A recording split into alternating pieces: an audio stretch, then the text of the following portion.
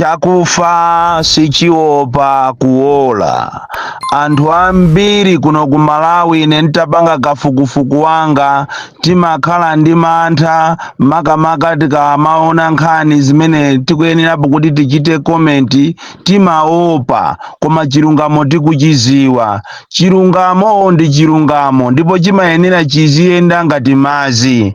Amalawi ambiri aonesa kukwiya, aonesa kukhumudwa ndi ripoti limene latuluka zanali lokhuza ndege imene inapha wachiwiri wa dziko lino Saulos Chilima komanso anthu ena 9, koma ambiri wa iwo akuopa kulankhula chifukwa cha mantha. Komanso ambiri paja musayiwalire ku Malawi kuno amene tachuluka ndi owomba m'manja azatenge, amene amachiona chilungamo koma ndikumachibisa dala osamachinena chilungamocho. Kumene kwa ine ndimanena kuti ndikupusa kwakukulu, chifukwa izizi zinachitika pa 10 Juni.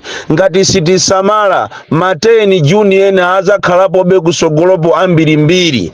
Ndipo ndizodabwisa kwambiri kunena kuti amene anayitanisa Commission of Inquiry malo mokuti akalandire Commission of Inquiry aone kuti zinayenda bwanji, alankhulepo, atenge action.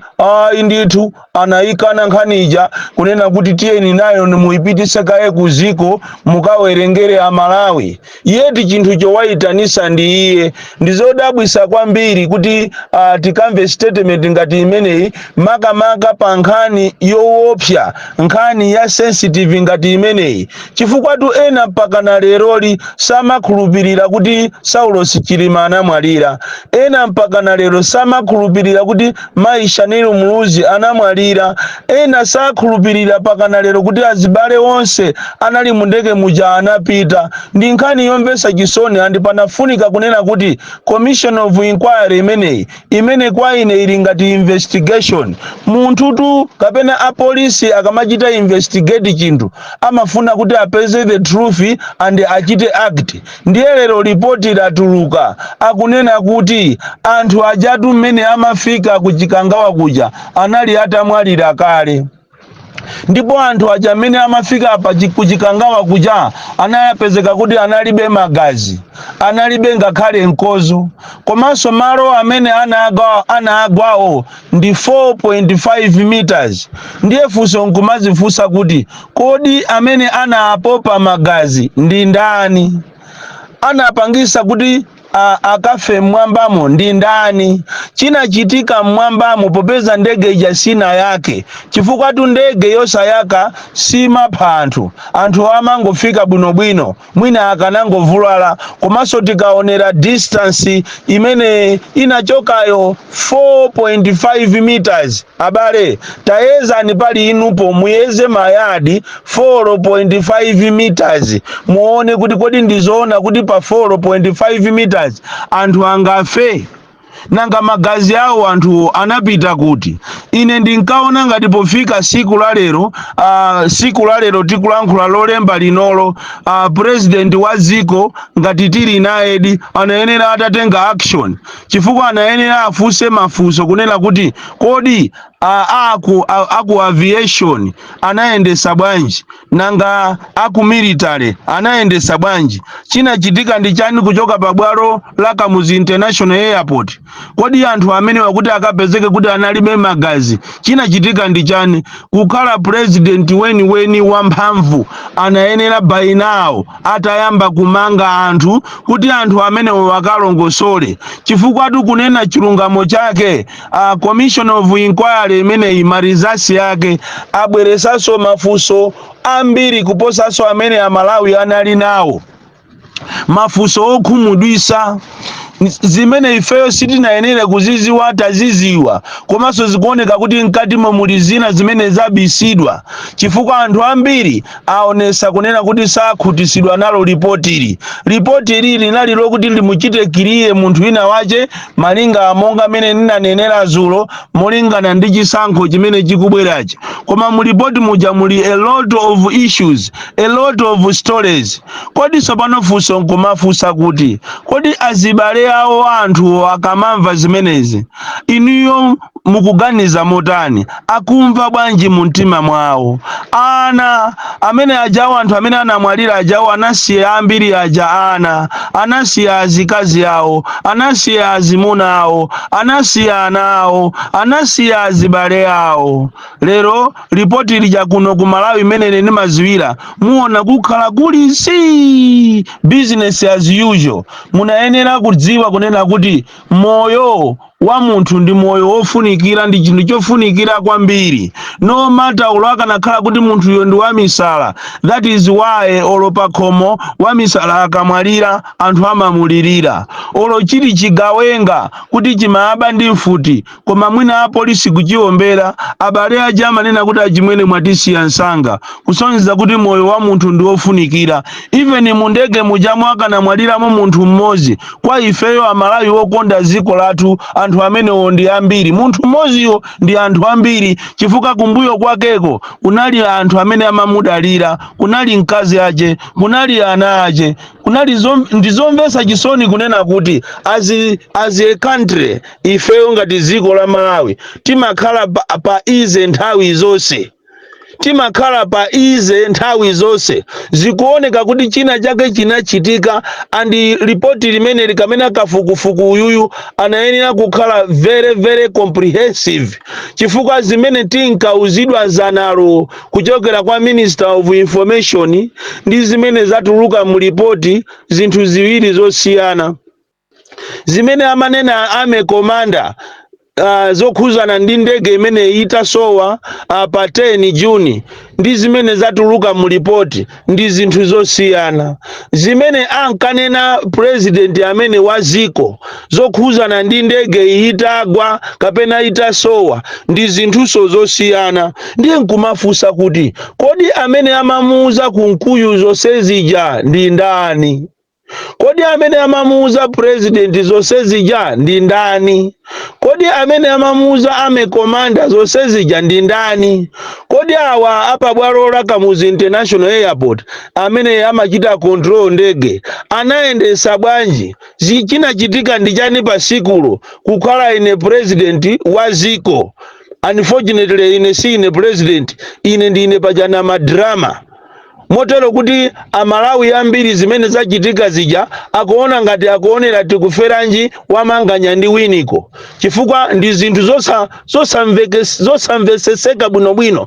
Ambiri akuona ngati mwina akumvera sewero la Sabata ino kapena iye aiti kuferanji wa winiko ni manganya, chifukwa izizi sizinayenere kuchitika muziko. Sizinayenere olopang'ono kukhala ine president ndinayenera by now nditamutenga wamkulu wa aviation. Kodi amene amapanga za pabwalo la Kamuzu International ndi ndani? Nthawi yomweyo anayenera kukalowa kundende kuti akayankhe mafunso.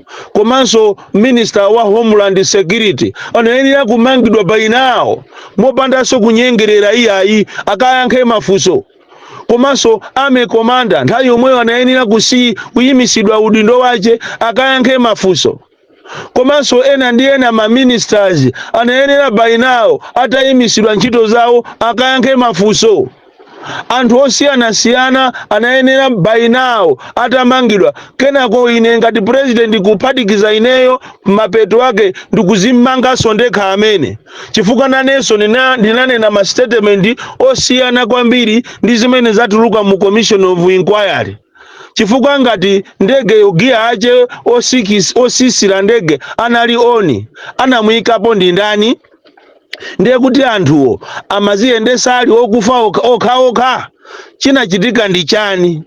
Komanso ukuku kuchikangawaku zikuoneka kuti tu anthu anazionera koma mwina alipo ena ake apita ndikukaopseza.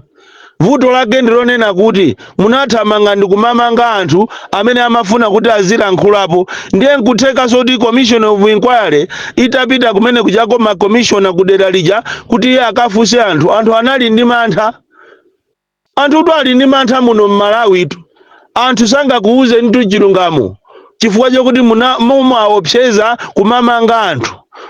Ndi anthu ena olimba mtima amene amafuna kumangidwa ngati ifeyo mwinaso information yotilibe. koma ife tikanakhala nayo ngati ineyo ine ndiye ndikanakusendani kalekale, ndikananena kalekale. Ndizomvetsa chisoni ukamayang'ana ana anthu amene anamwalirawo, kodi amenewo akufunsa mafunso wanji? Anawo ana ang'ono ali ndi mafunso anji? Ndipo amene asala nawo akamafunsa kuti agogo kodi amami chinachitika ndi chani, akulephera kuyankha, ayankha kuti chani. Ripoti limene lili losakhwima, ripoti limene likuonesa kuti pali china chake chimene chachitika, money has exchanged hands. Ku Malawi kunoko palibepo ripoti limene lizakhalera chilungamo mu ziko lomvetsa chisoni, ziko limene muli apolisi amene amagwira ntchito yawo ngati azilonda, amene safuna kugwira ntchito yawo ine professionalism. Alonda aku Malawi, polisi jamwa isandutsa kukhala nonso pano ya alonda yongoopseza anthu basi. Ndi ziko lomvetsa chisoni ilili. Choncho ineyo ndine okhumudwa kwambiri, ndine ozizidwa pamodzi ndi Amalawi amene andiyimbira mafoni, chifukwa Amalawi akuyimba mafoni, akutumiza mameseji kunena kuti ripoti limene ife tikalidikirira si ilili. Tinkadikirira ripoti leniyeni limene linayeneranso lituluse marizasi, lituluse guidance yonena kuti mmene zililimu wakuti amene iye analephera ntchito yake, therefore akamangidwe. Koma instead of doing that, muli busy basi kufuna kugulira ma MP ya MCP mfuti malinga ndi zisankho zikubwerazi. Ati pakati panopa matulusa budget yonena kuti mufuna mumugulire ujene MP aliyense mfuti wa MCP. Ndiye mungochita legalize itu, chifukwa ndi imene zinachitikira pa 10 Juniper aliyense Malawi muno akuyenera kuti akhale ndi chida chake, aliyense aziziteteza yekha, chifukwa apapa apalibe amene angamudalire zake, chifukwa ziko laonesa kuti ndi kwasi state. Inonso sili kuyenera kukhalanso kumatchedwa ziko iya, likuyenera likhale kwasi ka village kena kache kamene sikakuyenera kuchitidwa recognize ngati ziko ayi, chifukwa ziko silichita behave like this. Ndiye ndikupempheni kuti pamene mukufunanso kuba makobiri ena kuti mugulirane mfuti kuti muziombera anthu, kaya mukukonzekera chani 2025, mungochita legalize kuti aliyense agule mfuti yache. Ineyo sindingakagule mfuti, ine ndiye ndikangogula kasinja amene ndizingogumula nawo, ndizingoombera nawo pena paliponse. Ndipo ineyo takhala kuti pali president wina kundisankha ineyo kuti ndikhale kumakako, ndi amene ndingalolereso msanga kuti ndizingoapha anthu amene atazipanga zopusa, chifukwa munomo Malawi tazolowereramo kwambiri zopusa. Anthu akuzunzika kwambiri muno Malawi, pasandale mungotitenga kumangotiseweresa ife ngati mpira omanga. Muno Malawi muno muli mavuto kopya. Tapita ni kuchikwawa uko mukaone Shire Valley project imene akuendesa ma Chinese, akuzunza anthu kopya Malawi. Kumadula uje ni salary jati misongo kumadula cash, koma ndalama zikumene kukupita izo sikukuoneka. Ma Chinese kumafika size yomamenya anthu, kumamenya Malawi. Koma yeti mabodezi amene amayang'ana za ufulu alipo akungoyang'ana zimene zizi. Tikapita pansika ndiye kuyang'ana katundu mmene akukwerera, kumadabwa kuti kodi kama ija inapita kuti, kama ya kapito inapita kuti. Katundu wango kwera deire kwacha ndi ingogwa deire, koma tikukanga titilibeko ma institutions amene ali mandated kuchita control zinthu.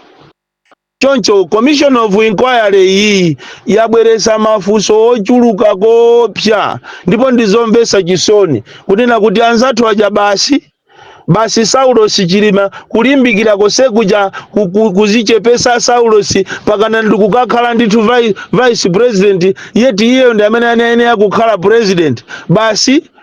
Basi zathera bombo basi. Don't tell me ine ndimaona ngati yeuja anapita ku Korea sazabweraso. Zimaoneka tu ngati choncho kuti amaisha nili muuzi anachoka anapita ku London sazabweranso. Ndizoona inuyo, ndizoona. Bon calendar. Hey.